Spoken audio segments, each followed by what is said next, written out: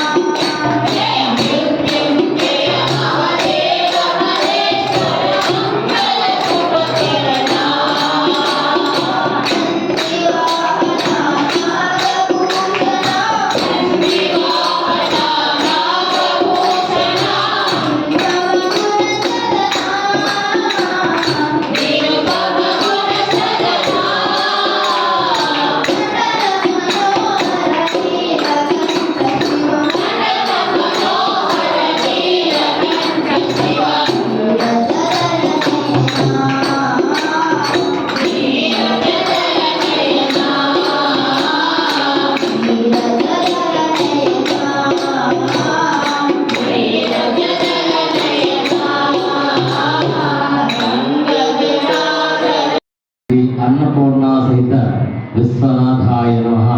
శ్రీ శివానంద ఆశ్రమ స్థిర నివాసాయ అన్నపూర్ణ సహిత విశ్వనాథాయ అనే ఒక మొత్తంతో కొన్ని పద్యాల్ని భగవంతుడు నా చేతి రాయించుకునే ప్రయత్నం చేస్తున్నాడు. నేను రాశానంటే ఎప్పుడు రాసి అలాగైతే ఇప్పుడే రాస్తాను అంటే ఇప్పుడే రాయిస్తున్నాడు. నిరాకారుడు, అర్ధనారీశ్వరుడు, ఏకదంతుని వరదుడు, విపత్ని ప్రియుడు, త్రినేత్రుడు, చతుర్వేదములు స్తుతించే పంచభూతాధికుడు, షణ్ముఖ సంభవుడు, సప్త ఋషిగణ వందితుడు, అష్ట దిక్పాలకులకు నవగ్రహములకు నియంత, దశ దిశలను గాచే ఏకాదశి రుద్రుడు, ద్వాదశ జ్యోతిర్లింగమై త్రయోదశి ఉద్భవించి చతుర్దశ గౌరాల నేలే గంగాధరుడు, గౌరీవరుడు, చంద్రశేఖర, బాలలోచన, నాగభూషణ, నందివాహన ఇలా ఎన్నో వేల నామాలతో విరాజిల్లుతున్నటువంటి ఆ విశ్వనాథుని స్తుతించే విధంగా నేను ఈ పద్యములను ప్రారంభించడం జరిగింది. వాటిలో కొన్ని విఘ్నపతి భజించి నిమగ్నమై తిని శుభలగ్న వెంచినొక సుదినమందున భగ్నము సేయక నాయత్నమును పలికించు నగ్న సత్యము నానోట నిర్విఘ్నంబుగన్ ప్రజ్ఞలేకయ ప్రతిజ్ఞ భూమితి సర్వజ్ఞ నీ ఆజ్ఞ లభించినంత కృతజ్ఞుడవుదునే. విజ్ఞానమన్నది నాకు తక్కువైననేమి నీయందు జిజ్ఞాసకేమి కొదువలేదయ్యా. పదగమనము వడివడిగా నడిపించిన పద్యసుధను జిమ్మను వసుధ శ్రీనివాసుడు శివానందాశ్రమ స్థిర నివాసాయ అన్నపూర్ణ సహిత విశ్వనాథాయ అని ముందుగా మన వినాయకుడిని తలుచుకుంటూ ఈ పద్యాలను మొదలు పెడతానని చెప్పి స్వామికి విన్నవించుకున్నాను. ఆ క్రమంలోనే స్వామిని స్తుతించే భాగంగా సిగలోన గంగమ్మ సగమైన గౌరమ్మ నగలైన నాగములదే భోగమో గదా గగనాన ధగధగా వెలిగేటి చంద్రుడు నీ సిగన బాగా వేయుటదే యోగమో మరి. నీ అక్షమున పుట్టి నీ పక్షమున చేరిన రుద్రాక్షలదంతటి దండి భాగ్యమో మరి. సంవరంగ ప్రాణములిచ్చి నీ కంబరమైన కుంజరపు జన్మమెంత ధన్యమో మరి. నే చేసుకున్న పుణ్యమంత నీ చెంత చేర్చి నువ్వు పూసుకున్న భస్మమగుటే నా పంతమిగా. శివానందాశ్రమ స్థిర నివాసాయ అన్నపూర్ణ సహిత విశ్వనాథాయ.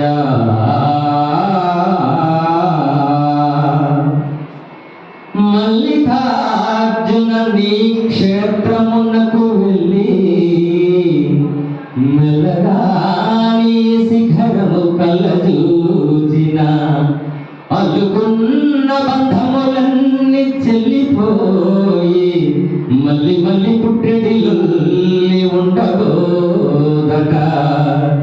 ఒళ్ళు బాధలు మరచి నీ గుళ్ళు తిరిగేలాగా మళ్ళించు నా మనసు నీ కృపను చల్లుచు. మూడు కళ్ళతో ముల్లోకముల నేలు మల్లన్నా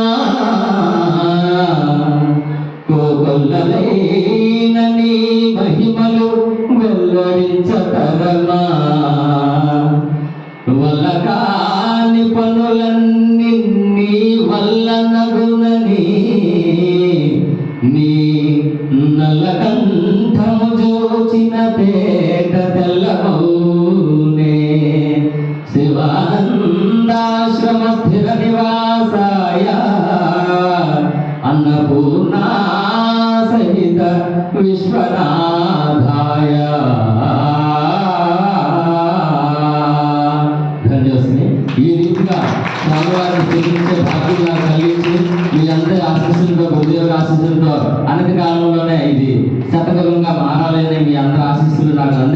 మనస్ఫూర్తిగా వేడుకుంటూ ధన్యవాదాలు. అన్నపూర్ణ సహిత విశ్వనాథ భగవానునికి మనస్ఫూర్తిగా అభిషేకం చేసుకోవాలని ఆశ్రమానికి వచ్చినటువంటి ఆత్మీయులందరకు హృదయపూర్వకంగా ధన్యవాదాలు. అయితే వేదములలో మనందరి తాపత్రయం ఒకటే, భగవంతుని చేరాలి, భగవంతుని తెలుసుకోవాలి అని చెప్పి అనుకుంటున్నాము.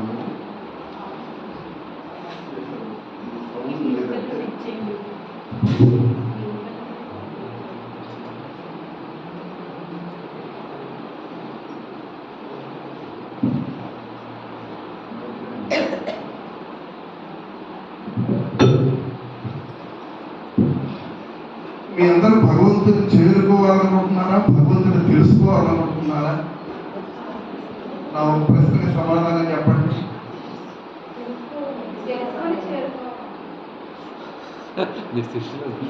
ఒకటే సమాధానం చెప్పాలి. భగవంతుని తెలుసుకోవాలనుకుంటున్నారా, చేరుకోవాలనుకుంటున్నారా? మీరెవరు గట్టిగా చెప్పట్టున్నారు? కాదు, తెలుసుకోవాలనుకున్న వాళ్ళందరూ చేతులేదండి. చేరుకోవాలనుకున్న వాళ్ళందరూ చేతులంటే రెండు కరెక్ట్. ఎట్లయితే చేరుకోవాలంటే ఓ దగ్గర నుంచి ఓ దగ్గరికి వెళ్ళాలి, అంతే కదా. ఇప్పుడు ఓ గదిలో ఉన్నాడనుకోండి స్వామి, మనం చేరుకోవాలంటే మనం నడిచి వెళ్ళాలి, అంతే కదా. అనన్య భక్త్యా త్వరన్యయా శక్యః అహం ఏవం విదోర్జున జ్ఞాతుం ద్రష్టుం తత్వేన ప్రవేశించ పరంతప అని మనం ఒకసారి చాలా సుదీర్ఘంగా గంటన్నర మాట్లాడారు ఆ విషయం. చేరుకోవాలంటే ఒక అమీబా ఉందనుకోండి, మన పొట్టలో ప్రవేశిస్తుంది. అమీబా అంటే మీకు తెలుసునా? అమీబా అంటే చదువుకున్న కొందరు ఉంటారు, కొందరు చదువుకున్నారు. బ్యాక్టీరియా. బ్యాక్టీరియా మనల్ని ఏం చేస్తుంది? మనల్ని జబ్బులు పాలు చేస్తుంది కదా. అలాగే మనం భగవంతుడు అనుకోండి, బ్యాక్టీరియా ఒకటి మన పొట్టలో ప్రవేశించింది అనుకోండి, దానికే అది శుభ్రంగా ఉంటుంది. అది భార్య, పిల్లలు, మంచిగా సంసారం, తాత ముత్తాతలతో బాగా పెరిగిపోయి బ్యాక్టీరియా అంతా బాగానే ఉంటుంది. కానీ మన పరిస్థితే హాస్పిటల్కి వెళ్ళాల్సి వస్తుంది. అలాగే ప్రవేశించాలని చెప్పి మనం వెళ్ళి ఆ భగవంతుడి పొట్టలో చేరామనుకోండి, మన భగవంతుడి పరిస్థితి ఏంటి చెప్పండి? మనంతా బ్యాక్టీరియా కంటే తక్కువే కదా. అందుకని చేరుకోవడం అనేటువంటిది ఉండదు. ఎందుకంటే భగవద్గీతలో చాలా చోట్ల ఈశ్వర సర్వభూతాన బుద్ధేసే అర్జున తిష్టతి, ప్రతి ప్రాణిలో నేనున్నాను అని అన్నప్పుడు ఇంకెక్కడికి వెళ్తాం? సముద్రంలో అలలు ఉన్నాయనుకోండి, అలలు సముద్రం గురించి తెలుసుకోవాలంటే ఏం చేయాలి? ఎక్కడికి వెళ్ళాల్సిన అవసరం లేదు కదా. మనం కూడా కాకపోతే ఏంటంటే ప్రారంభంలో మనకు ఒక మూర్తి కావాలి, ఒక గురువు కావాలి, ఒక శాస్త్రం కావాలి, ఒక మంత్రం కావాలి. తెలుసుకోవాలి భగవంతుడు. మొట్టమొదటి భిన్నంగానే చూడాలి, ద్వైత భావంతో. కానీ ఎన్నాళ్ళు ఆ విధంగా మనం ఉంటాము అనేటువంటిది ఒక పెద్ద ప్రశ్న. మన తాత ముత్తాతల దగ్గర నుంచి మనం అలాగ మనం పుట్టినప్పటి నుంచి పెద్ద అయ్యే వరకు కూడా అలాగే ఈ సత్యనారాయణ స్వామి వ్రతంలో పెద్దలు ఏదో ఒక పిల్లి ఉంటే బుట్ట కింద పెట్టినట్లు ఒక ఆయన సత్యనారాయణ స్వామి వ్రతం చేయడానికి వాళ్ళ ఇంట్లో పిల్లి ఉందట, బుట్ట కింద పెట్టారు. అది అంత దేవుడు వస్తువులు ప్రసాదాలు పాడు చేస్తుంది. వాళ్ళ కొడుకు చూశాడు, చాలా కాలం చూసి చూసి ఓహో మేము సత్యనారాయణ స్వామి వ్రతం చేయాలంటే మా నాన్నగారు బుట్ట కింద పిల్లి పెట్టేవాళ్ళు. ఆ తర్వాత మా నాన్నగారు చనిపోయినారు, పిల్లి పోయింది. వీడు పెద్దోడు అయిపోయినారు, వీడు సత్యనారాయణ వ్రతం చేసుకోవాలి. ఇప్పుడు ఏం చేయాలి? మరి సత్యనారాయణ వ్రతం చేయాలంటే పంతులు గారిని అడిగి పూజా వస్తువులు అన్ని తెచ్చుకున్నాడు. ఇంట్లో ప్రసాదాలు మంచిగా శుచిగా చేశాడు. పిల్లి కావాలి, బుట్ట కావాలి, తెచ్చి అర్థం ఉంది దానికి. ఏమని చెప్పండి? మన పండుగలు ముఖ్యంగా ఇవన్నీ అలాగే ఉన్నాయి. మనం ఏమి మారం. పెద్దోడు చేశారు, మా తాత ముత్తాతలు చేశారని, మా నాన్నమ్మ చేసిందని, తల్లిదండ్రులు వాళ్ళు చేశారని మనం ఎట్లా చెప్పండి? తెలుసుకోవాలి కదా. మనం చేసే ప్రతి పనికి, ప్రతి నిమిషానికి ఒక వాల్యూ, విలువ ఉంటుంది. అందుచేత ఈ వేళ నేను చెప్పబోయేది ఏంటంటే, మనకు ఈ 2 గంటల సమయంలో ఇంచుమించుగా 100 మంది ఉన్నాం. 100 మంది సద్వినియోగం చేసుకోవాలి దీన్ని. ఆ తక్కువ సమయంలో మనం వినియోగం చేసుకోవాలి. అందరిలో పరమాత్మ ఉన్నాడు అనేటువంటి భావన ఉన్నప్పుడు అది వినియోగం అవుతుంది. ఇంకొకటి, మనం అక్కడికి వెళ్ళి ఏదో క్రియలు చేస్తేనే విశ్వనాథుడు సందర్శిస్తాడు, సంతోషిస్తాడు అనేటువంటి భావన కూడా మనం ఏం చేస్తుంది? ఉద్రేకపరుస్తుంది. అక్కడికి వెళ్ళటానికి, పక్క వాళ్ళని త్రోసేయడానికి ప్రేరణ కలిగిస్తుంది. కనీసం ఈ క్షణాలన్న ఒక మంచి పర్వదినం రోజు ఈశ్వరుడు మన చుట్టూ ఉన్నాడు, మనలో ఉన్నాడు, అక్కడ ఉన్నటువంటి లింగ రూపంలో కూడా ఉన్నాడు అనేటువంటి భావనను మీరు మనస్ఫూర్తిగా స్వీకరించి ఆ భావనతో మీరు అర్చన చేసుకుంటే చాలా చక్కగా జరుగుతుంది. అది ఇప్పుడు నేను చెప్పిన మాటలకు విశ్వాసం కావాలి, నమ్మకం కావాలి. ఎలాగంటే శ్రీశైల మల్లికార్జునుడు తెలుసా? భ్రమరాంబ శ్రీశైల మల్లికార్జునుడు. ఈ పురాణంలో ఏం చెప్పారంటే, శ్రీశైల శిఖర దర్శనం చేసుకుంటేనే, లోపలికి వెళ్ళాల్సిన అవసరం లేదు, శిఖర దర్శనం చేసుకుంటేనే మోక్షము అని చెప్పి రాసుకుంది. పార్వతీదేవి శివుడు ఇద్దరు కూర్చొని మాట్లాడుకుంటున్నారు. శ్రీశైలంలో జనం చూస్తే అసలు చూసుకుంటున్నారు, వెళుతున్నారు విపరీతంగా. శివరాత్రిని అదే లేదని ఎంతో భక్తిగా జన సంతోషం ఎంతో ఇదిగా ఉంది.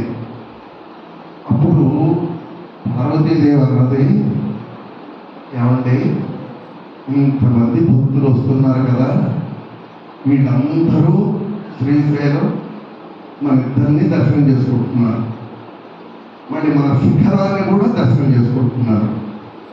వీళ్ళందరూ ఎందుకు ముక్తికి వెళ్ళటం లేదు? మరి శిఖర దర్శనం చేసుకుంటేనే మొత్తం పాపములన్నీ పోయి ముక్తి కలగాలి కదా, మోక్షం కలగాలి కదా, ఎందుకు కలగటం లేదు అని అడిగింది శివుడిని. అడిగితే శివుడు అన్నాడు, నీకు అక్కడ చెప్తే అర్థం కాదులే, మన ఇద్దరం వెళ్తాం, శ్రీశైలం వెళ్ళిపోతాం అని చెప్పి నువ్వే పరీక్షించుకో, అప్పుడు నీకు తెలుస్తుంది ఎంతమంది వెళ్తున్నారు. సరే, ఇద్దరు బయలుదేరారు. మంచి సద్బ్రాహ్మణుడు, పెద్ద ముసలి, అంటే 90 ఏళ్ల బ్రాహ్మణుడు వేషంలో ఆయన మంచి విభూతి రేఖలు ధరించి, ఆమెమో మంచి బ్రాహ్మణ భక్తి ఎలా ఉంటుంది, కాశీ మోసుకొని చక్కగా మరి మంచి పరిపూర్ణమైనటువంటి పతివ్రతలాగా ఉంటుంది. బ్రాహ్మణులలో మనం చూస్తూ ఉంటాం. వాళ్ళు నిత్యం ఆరాధన చేస్తూ ఆయన దైవత్వాన్ని కలిగి ఉంటారు. అలాగా ఇద్దరు బయలుదేరి వచ్చేసారు. శ్రీశైలం వెళ్ళే దారిలో ఓ మడుగు, వెళ్ళేటప్పుడు ఒక దారి ఉంది, వచ్చేటప్పుడు ఒక దారి ఉంది. పూర్వకాలం ఆ దారిలో ఆ మడుగులో ఎంత ఎక్కడిపోయాడు. ఎక్కడిపోవడం అంటే ఎక్కువ కూర్చున్నాడు దాంట్లో. ఈవిడ బయట ఒడ్డు మీద ఉంది. ఉండి ఈ ఎవరైతే దర్శనం చేసుకొని వస్తూ ఉంటారో వాళ్ళని అయ్యా మా ఆయన బురదలో దిగబడిపోయినాడు,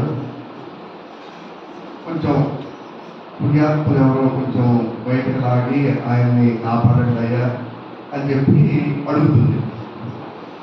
తీరా ఆయన బయటికి లాగుదామని చెప్పి దగ్గరికి వెళ్ళేటప్పుడు ఏమండి ఒక మాట అండి, ఆయన నిత్యము రుద్రాభిషేకం చక్కగా చేసినటువంటి మంచి ఆచరణీయమైనటువంటి పుణ్యాత్ముడు మాత్రమే ఆయన తాగుతారు. ఎవరికైనా మీలో కొద్దిగా పాపం చేశామని ఏమైనా మనసులో ఉన్నట్లయితే అనవసరంగా ఆయన ముట్టుకోకండి, మీకు చెడు జరుగుతుంది అని చెప్పి చెప్తుంది. దగ్గరకు వచ్చిన వాళ్ళంతా వెళ్ళిపోతుండేవాడు. ఎందుకు వచ్చిందనే మనకు బాధ, ఇప్పుడు లేనిపోతాక ఎందుకు అని చెప్పి అలా వెళ్ళిపోతుండేవాడు. ఒక ఊరి నుంచి ఒక గుంపు వస్తే అంత వాళ్ళని కూడా వచ్చిన వాళ్ళందరికీ అలా చెప్తుంది. మా ఆయన చాలా నిష్ఠాపరుడండి, మంచి శివుణ్ణి సాక్షాత్కరించుకున్నటువంటి ఇది చెప్తుంటే వాళ్ళందరూ భయపడిపోయి పుట్టుకోలేదు. ఎందుకంటే మనకు వచ్చిన వాళ్ళని చెప్పి వెళ్ళిపోతున్నారు. అందులో ఒక ఆవిడ గుంపులో నేను ఏం పాపం చేయలేదండి అని చెప్పి సిద్ధమైపోయింది. ఈ పక్కనోడంతా ఈవిడేంటి పాపం చేయకపోవటం ఏంటి, మేము కళ్ళారా చూస్తున్నాము, ఊళ్ళో తెలుసు కదా కొంచెం వేసలు ఉంటారు చూసారు, అలాంటి ఆవిడ చెప్పి ఆయన నేను చేస్తాను నాకు ఇప్పుడు పాపం ఏం లేదండి. మీరందరూ నోటి మీద చేసుకొని ఆమె కూడా అంటుంది నువ్వు పాపం చేయలేదు, పాపం చేశానని ఇప్పుడు నా దగ్గర పాపం లేదు అంటుంది. వీళ్ళందరూ ఏమైనా నీ సంగతి మాకు తెలియదు అనుకుంటున్నావా, నువ్వు అనవసరంగా చస్తావని పట్టుకొని ఆ బ్రాహ్మణుడు పట్టుకొని ఇవి ఎంత ధైర్యం అని చెప్పి వీళ్ళందరూ అంటున్నారు. అప్పుడు ఆ ముసలమ్మ అడుగుతుందన్నమాట, ఏది ఎందుకు పాపం చేయలేదు అని నువ్వు గట్టిగా ఎందుకు చెప్పగలుగుతున్నావంటే, ఏమండి అయ్యగారు మా శివాలయంలో పురాణం చెప్తుండగా విన్నాను, శ్రీశైల మల్లికార్జున స్వామిని దర్శనం చేసుకొని ఆ శిఖరాన్ని ఎవరైతే దర్శించుకుంటారో వాళ్ళ పాపాలన్నీ కూడా పోతాయి. నేను నమ్ముతున్నాను, నేను ఇప్పుడు దర్శనం చేస్తున్నాను. నేను ఇదివరకు ఏం పాపం చేశానో అది అనవసరం. ఇప్పుడు మాత్రం నేను పవిత్రురాలనే, నేను ధైర్యంగా వెళ్తున్నాను, నేను అంటుకుంటాను. నేను ఒకవేళ ఆ మాట తప్పైతే చెప్పండి. అప్పుడు శివుడు ఆమెకు దర్శనమిచ్చి ఇచ్చారు. దీన్ని బట్టి నీకేమర్థమైంది? అందరం చేస్తున్నాం, కొంచెం నమ్ముతాం, చేస్తాం, పూర్తిగా విశ్వాసం ఉండదు. ఏదో వాళ్ళు చేశారని వీళ్ళు చేశారని మన పూర్వీకులు చేశారని అలా మనం చేస్తూ ఉంటాము. మీరు ఎంతో కాలంగా ఈ ఆశ్రమానికి వస్తూ మంచి ఎన్నో వేదాంత విషయాలు వింటూ చక్కగా ఆ పరమాత్మను మీ హృదయంలోనే ప్రతి ఒక్క హృదయంలోనే చూసుకుంటూ చూడటానికి కనీసం మనం ప్రయత్నం చేస్తూ ఉన్నాము. అందుకని మీ అందరికీ నేను చెప్పేది ఏమంటే, ఈ 2 గంటలు శివనామము శివ ధ్యానము తప్ప అన్యం ఏది మన మనసులో ఉండరాదు. ఇంకొకటి, ఆశ్రమంలో ఎవ్వరూ ఎక్కువ తక్కువ లేరు. అందరూ చక్కగా అర్చించి ఆరాధించుకోవచ్చు. ఇప్పుడు మీరు కొందరు ఏవో పాలు, తర్వాత అభిషేకానికి కావలసినటువంటి వస్తువులు అవన్నీ తెచ్చుకున్నారు. అయ్యో నేను తెచ్చిన వస్తువులు నేనే చేసుకోవాలి అనేటువంటి భావన వలదు. ఎందుకంటే మీరు తెచ్చినవన్నీ కూడా పాలన్నీ ఒక దగ్గర, పుష్పాలన్నీ ఒక దగ్గర, తర్వాత అగరబత్తీలన్నీ ఒక దగ్గర, ఇట్లా వేరు వేరు చేసి మన ఈ ఆరాధన అంటే అభిషేకము మంచి చక్కగా జరగడానికి, ప్రశాంతంగా జరగడానికి, మీ అందరూ లాభాన్ని పొందడానికి మన వాళ్ళు ఏర్పాటు చేస్తున్నారు. ఏమండి, తరువాత ఈ మనస్సులో ఎక్కువసేపు అక్కడ నిలబడి అభిషేకం చేసుకోవాలనేటువంటి భావన కూడా ఉంటుంది. ఇప్పుడు మీరు మీ అందరూ దేవాలయానికి వెళ్తారు కదా, కొబ్బరికాయలు ఎవరు కొడతారు? ఎవరు కొడతారు కొబ్బరికాయలు? పూజారి గారే కొడతారు కదా. ఎక్కువ దీంట్లో ఉంటే మీరే కొట్టుకోండి, అసలు లోపల కూడా రానివరా, కొట్టుకొని అక్కడే పెట్టుకోండి అంటారు. కానీ ఏది ఏమైనా కొబ్బరికాయ ఎవరు కొట్టినా, ఎవరు ఎక్కడ పడేసినా ఆ పుణ్యం ఎవరికి వస్తుందంటారు? కొబ్బరికాయ కొన్న వాళ్ళకే వస్తుంది కదా. ఈ కొబ్బరికాయ ఇంకెవరి చేత పంపించారు, వాళ్ళకి పుణ్యం వస్తుందా? రాదు. ఎవరైతే దానిని ఇంటి దగ్గర నుంచి ఇది స్వామికి అర్పించడానికి నేను తీసుకున్నాను, నేను తీసుకెళ్తున్నాను అనేటువంటి భావన తోటి మీరు ఇక్కడికి తీసుకొచ్చారో అప్పుడే అది స్వామికి నివేదన అయిపోయింది. పాలు కూడా అభిషేకం అయిపోయాయి. మీ మనస్సులో ఎప్పుడైతే సంకల్పం వచ్చిందో అప్పుడే అభిషేకం కూడా అయిపోయింది, అన్నీ అయిపోయినాయి. ఇప్పుడు ఆయన కావాల్సింది ఏంటి? ఇప్పుడు ప్రస్తుతం మనం ఇప్పుడు చేయబోయే టైంలో ఆయనకు కావాల్సింది, ఆ పుణ్య దంపతులకు కావాల్సింది ఏంటి? మయ్యేవ మన అదత్వ మై బుద్ధి విమర్శిష్యసి మయ్యేవ అతమోద్భవ సంశయ. అంటే అర్జునుడు అడుగుతాడు కదా, సాకార భక్తుడు నీకు ఇష్టమా, నిరాకార భక్తుడు నీకు ఇష్టం, నిరాకారంగా అర్చించేవాడు ఇష్టం అంటే ఆ రెండింటికి సమాధానం చెప్పడు ఆయన. ఆయన ఏం చెప్పాడంటే మయ్యేవ మన అదత్వ మై బుద్ధి అంటే నీ మనస్సు నీ బుద్ధి నాకు అర్పించు చాలు. వాళ్ళు శ్రేష్ఠుడు, ఆ భక్తుడు శ్రేష్ఠుడు, ఆ భక్తుడు నాకు ఇష్టడు అని చెప్పారు. ఇప్పుడు మనం నిజంగా అర్పించవలసింది మీరు ఏవైతే పదార్థాలు తీసుకొచ్చారో మీ స్వామికి అప్పుడైపోయింది. ఇంకా ఈ చేతులు ఉంటే చేయాల్సిన అవసరం లేదు. ఇప్పుడు అలా మీరు చేయవలసింది, మీ దగ్గర ఇంకా 2 వస్తువులు ఉన్నాయి బయటికి రానివి. ఏంటవి? మనస్సు, బుద్ధి. మరి మీరు అవి ఎంతవరకు తీసుకుంటారో, అవి ఎలా అర్పిస్తారో మీ చేతుల్లోనే ఉంది, మా చేతుల్లో ఏమి లేదు. అందుచేత మీ అందరూ ఈ రెండింటిని జాగ్రత్తగా బయటకు లాగి ఆయన పాదాల దగ్గర పెట్టేందుకు మీరందరూ సిద్ధంగా ఉండండి.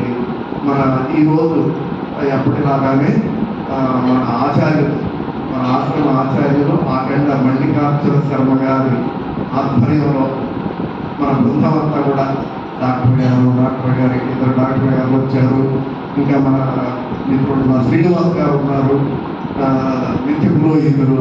మరి ఇట్లా ఈ విధంగా మీకు సూచన ఇస్తూ ఉంటారు, చెబుతూ ఉంటారు. ప్రశాంతంగా ఆ రెండింటిని పట్టుకొని మీరు ఇవాళ అభిషేకం చేసుకోండి, ధరించండి అని ఓం.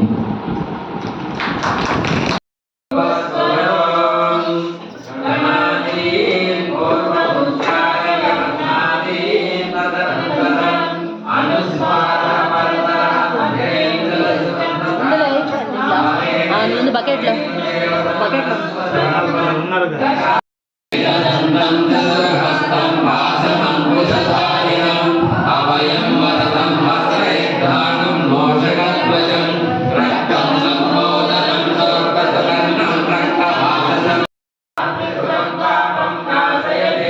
సాయం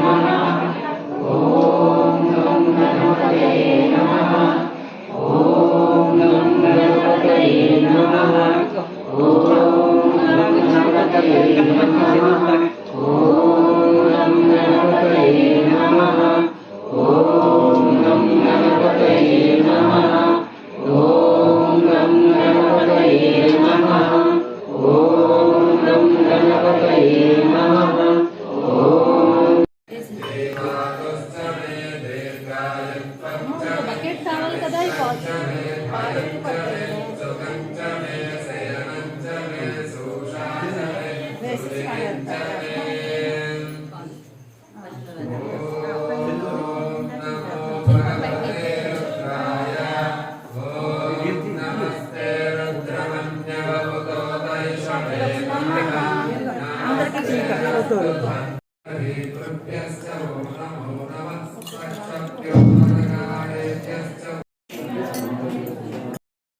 వివాహన నాదాభరణ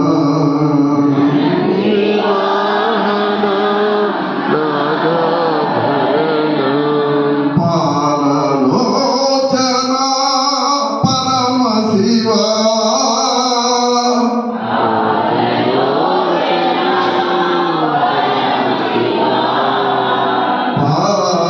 పాలలోచన పరమ శివా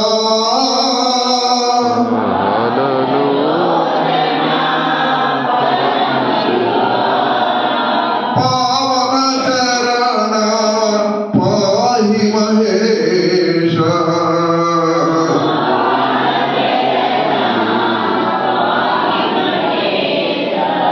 పావన చరణ పాహి మహేశ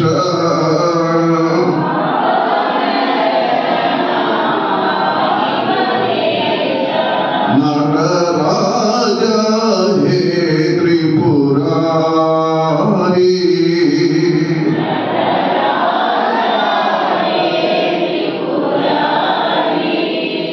జయ హే శంభో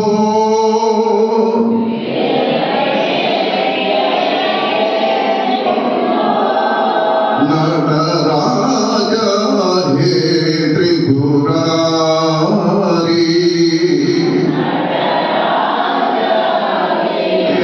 త్రిపురారి నందివాహన నాగాభరణ భరణ పాలలోచన పరమ శివా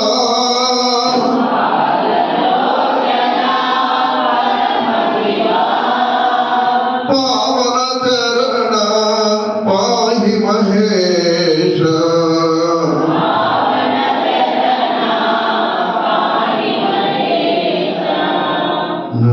నటరాజ హే త్రిపురా